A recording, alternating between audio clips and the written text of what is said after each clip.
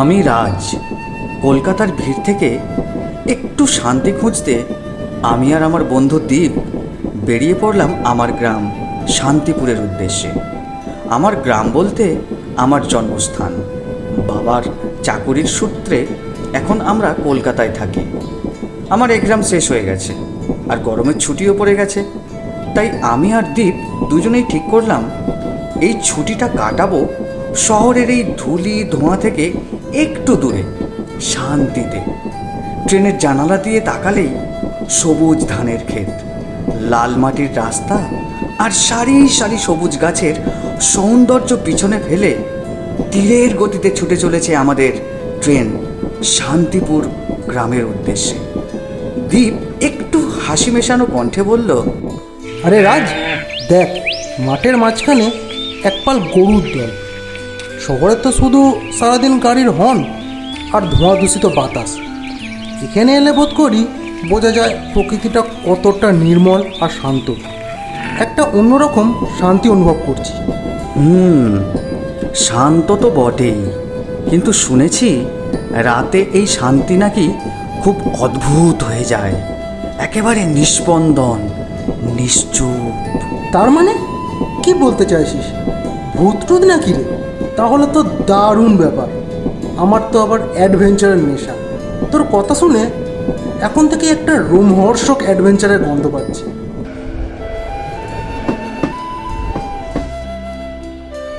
আমাদের ট্রেন যখন শান্তিপুর স্টেশনে এসে পৌঁছালো তখন দিনের আলো প্রায় শেষ, অন্ধকার ঘনিয়ে এসেছে। স্টেশনের চারপাশটা কেমন একটা নিস্তব্ধতা গ্রাস করে আছে। কিছুটা পায়ে হাঁটা পথ, আর তারপরেই আমাদের গ্রামের বাড়ি। বাড়িতে পৌঁছে দেখলাম দরজার সামনেই দাদু দাঁড়িয়ে আছে। আমাদের দেখেই দাদু বলল, আরে রাজ, বাবা কত বড় হয়ে গেছিস তুই।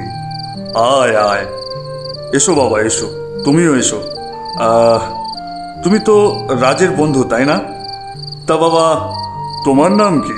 আজ্ঞে দাদু, আমার নাম দীপ। আপনি ভালো আছেন তো? হ্যাঁ বাবা, ভালো আছি। তা বাবা রাজ, তোরা এখন কদিন থাকবি তো নাকি? হ্যাঁ দাদু, আজ থেকে পুরো এক সপ্তাহ তোমাকে বিরক্ত করে মারবো। আরে না না, বিরক্ত হব কেন রে বাবা? এই বাড়িটা তো অনেক দিন ধরেই নির্জন হয়ে পড়ে রয়েছে। আজ তোরা এলি তাই বাড়িটা আজ যেন প্রাণবন্ত হয়ে উঠল। তা বাবা, তোরা সব মুখ হাত ধুয়ে আয়, খাবার টেবিলে বস। রামু, আরে ও রামু, আরে শুনতে পেলি? জি আজ্ঞে বাবু, যাই। তুই খাবারগুলো টেবিলে রাখ, আমরা আসছি। ঠিক আছে বাবু। খাবার টেবিলে দাদুর সাথে আমাদের অনেক গল্প হলো, তাই খাওয়া শেষ করতে প্রায় অনেকটা সময় কেটে গেছে। খেয়ে যখন উঠলাম তখন দালানের ঘড়িটা ঢং ঢং শব্দে জানান দিল রাত 9টা বেজে গেছে। আমরা দুজন হাত মুখ ধুয়ে শোবার ঘরের দিকে রওনা দিলাম। ঘরে ঢুকেই আমার চোখটা হঠাৎ জানালার দিকে যেতেই চমকে উঠলাম। দীপ, এই দীপ, জানালার পাশে মনে হচ্ছে কেউ দাঁড়িয়ে আছে। কোথায়? আরে ধুর, গাছের ছায়া হবে হয়তো। তুই সারাক্ষণ সিনেমা দেখিস আর তোর মাথায় এইসব ভুলভাল চিন্তাভাবনা ঘুরে বেড়াচ্ছে। ওসব ছাড়, অনেক রাত হয়েছে, এবার শুবি চল। তবে কি আমি ভুল দেখলাম? হবে হয়তো। সারাদিনের ট্রেনের জার্নিতে ক্লান্ত শরীর, তাই আমরা আর বেশিক্ষণ জেগে থাকতে পারলাম না। খুব তাড়াতাড়ি ঘুমিয়ে পড়লাম। দীপ, আরে এই দীপ, তুই এখনো ঘুমাচ্ছিস? আরে ওঠ ওঠ, আজকে তো তোকে আমাদের গ্রামটা ঘুরে দেখাবো বলেছিলাম। হ্যাঁ যাবো তো, দাঁড়া ফ্রেশ হয়ে আসছি, একেবারে চা খেয়ে বেরো হবো। গ্রাম ঘুরে দেখতে দেখতে আমাদের প্রায় সারাটা দিনটাই কেটে গেল। ফেরার পথে শুনলাম পাশের গ্রামে নাকি মেলা বসেছে। আমরা দুজনে তাই ঠিক করে ফেললাম আজ সন্ধ্যায় মেলা দেখতে যাব। সেই কথা মতোই সন্ধ্যায় আমরা তৈরি হয়ে মেলার উদ্দেশ্যে রওনা দিলাম। কিছুটা পথ যাওয়ার পর হঠাৎ চোখে পড়ল রাস্তার ডান দিকে একটা প্রাচীন জমিদার বাড়ি, আর তারই লাগোয়া একটা শুনশান শ্মশান। আমরা গল্প করতে করতে সব পেরিয়ে গ্রামের মেলায় প্রবেশ করলাম। প্রবেশ করতেই দীপ বলে উঠল, ওয়াও, পুতুল নাচ, ঝালমুড়ি, তার সাথে আবার নাগরদোলা। এ যেন একেবারে মেঘনার চাইতেই জল। মজা তো আছেই ভাই, কিন্তু কিন্তু কি, সেটা তো বল। এমন সময় দুজন গ্রামবাসীকে বলতে শোনা গেল, বুঝলে ভাইয়া, ওই শ্মশানের দিকে যেও না। কেন, কি হয়েছে? শুনেছি রাতের বেলায় নাকি তেনারা ঘুরে বেড়ায়। দীপ, তুই খেয়াল করেছিস এখানকার শ্মশান ঘাটের নাম নিয়ে লোকেরা কি সব আজগুবি কথাবার্তা বলছে? আজগুবি ভূত নাকি রে? আমরা দুজন কিছুক্ষণ মেলায় সময় কাটানোর পর ঠিক করলাম ফেরার পথে একবার শ্মশানের দিকটা হয়ে যাব। যেমনই বলা তেমনই কাজ। ফেরার পথে আমরা কিছুটা কৌতূহল নিয়ে শ্মশানের দিকে এগিয়ে গেলাম। শ্মশানের ভিতরে যেতেই চোখ পড়ল শ্মশানের শেষ প্রান্তে পুরনো জমিদার বাড়ি লাগোয়া এক বিশাল বটগাছ, এবং তার নিচে যেন কিছু একটা আলো জ্বলে আছে বলে মনে হলো। তাই দুজনে ধীরে ধীরে সাবধানে পা টিপে টিপে এগিয়ে যেতে লাগলাম।